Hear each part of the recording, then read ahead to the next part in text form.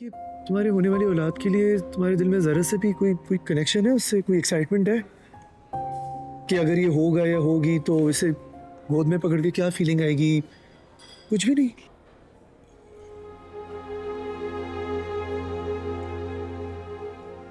It's true, मैं पहले डरी हुई थी, लेकिन यू नो व्हाट, मैं जेन्युइनली बिलीव करती थी कि तुम्हारे साथ मिलके मैं ये रेजिडेंसी और ये प्रेगनेंसी दोनों आराम से गुजार लूंगी। लेकिन तुमने ऐसे होने नहीं दिया। रेजिडेंसी तो हाथ से जा रही है।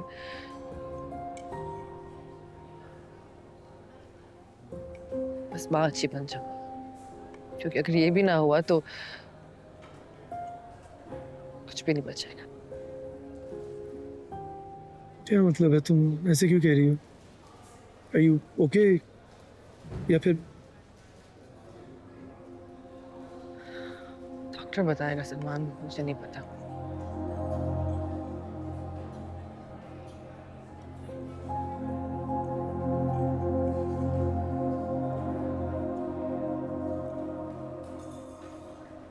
अच्छा एक बात बताओ, डिलीवरी के बाद तुम मुझे वापस काम करने दोगे ना?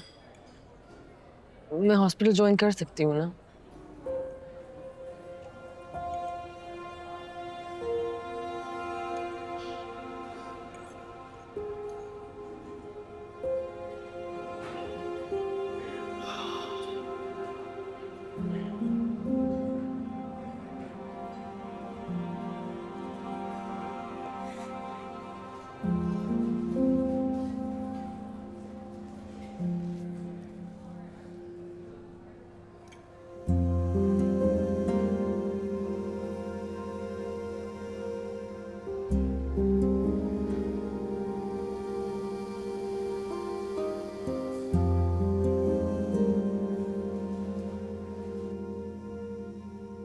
What mess have you left me in, Sania?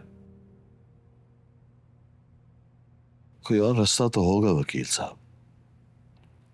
खुद एहतसाबी से बड़ा और रिस्पेक्टफुल रास्ता और कोई नहीं। This will save your hospital and your reputation. वैसे कतर वाले प्रोजेक्ट पर टिप मिली थी उनकी गवर्नमेंट को।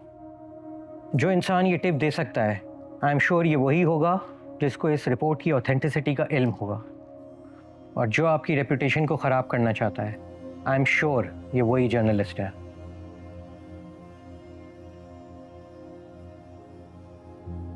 जितना वो डर गया था, जरूर उसके पीछे कोई और है।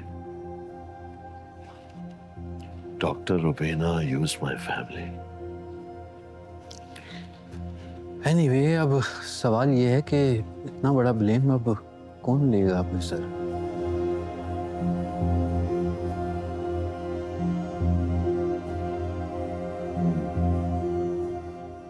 एक नाम है, शायद वो उस पर कभी मानेगा नहीं, but he is perfect for this blame. कौन? डॉक्टर साहब। What? Isn't he family? हाँ, कहा तो उसको मैंने भी यही था कि तुम फैमिली मेंबर हो, जब वो रेजिग्नेशन मेरे मुंह पे मारने आया था। But he manipulated me. मैंने उसको इज्जत दी, शोहरत दी, मकाम दिया, रुतबा दिया, पावर दी, वरना वो अब तक डॉक्टर रुबीना के अस्पताल में एक मामूली सी तनख्वाह पर काम करने वाला आम सा डॉक्टर होता। यहां तक के उसकी शादी भी मैंने कराई। आई डोंट थिंक हमें ये रूट लेना चाहिए। डॉक्टर साद के खिलाफ केस बनाना आसान नहीं। आसान नहीं है। मैंने आप दोनों को यहां आसान काम के लिए नहीं बुलाया। मेरे पास अगर किसी के पास पावर और अथॉरिटी थी तो वो डॉक्टर साद था। फैजान को भी मैंने आज तक इतनी पावर और अथॉरिटी नहीं दी।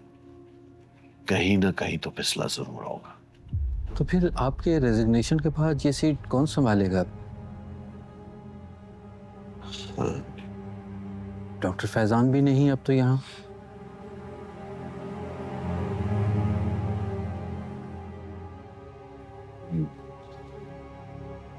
I will think about it. ठीक है, हम चलते हैं। केस बनाने के सिलसिले में आपकी ज़रूरत पड़ी तो मैं आपसे कांटेक्ट कर लूँगा। एक चीज और, मुझे हारना पसंद नहीं है। खुदा हाफिज।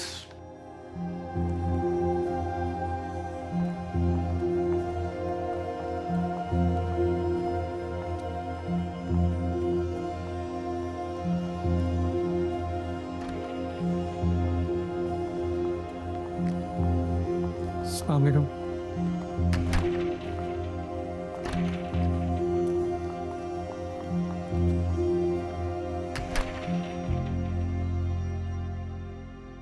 चलो। वाह वाह वाह, ना सलाम ना दुआ, तुम दोनों तो अदब, लिहाज, तहजीब और तमीज से भी गए। ये तो गैर है, पर तुम्हारा तो मैं बाप हूं। फैजान और बिना के जाने के बाद तुम्हें खुद ही ख्याल नहीं आया कि तुम्हारा बाप अकेला रह गया है, उसे भी बेटे की जरूरत पड़ सकती है।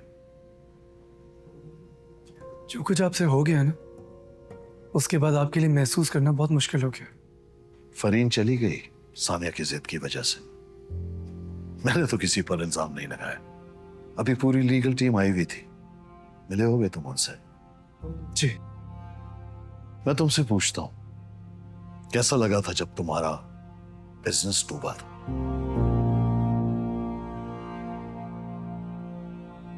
देखिए, इन बातों को घुमा फिरा के करने की कोई जरूरत नहीं है। नहीं, मैं सिर्फ तुम्हें यह याद करा रहा हूं कि फेलियर कैसे फेल करता है। अगर अभी तुम्हारी मुबश्शिर के साथ पार्टनरशिप किसी गलत फहमी या किसी गलत इल्जाम की वजह से खत्म हो जाए तो क्या करोगे तुम? को इतना भी नीचे गिरने की जरूरत नहीं है। नहीं, मैं तो बस तुम्हें सिर्फ यही बताना चाह रहा हूं कि मेरी तमाम जिंदगी की बनाई हुई सक्सेस स्टोरी को कोई जब एक ठोकर मारकर खत्म कर दे तो कैसा महसूस होता है।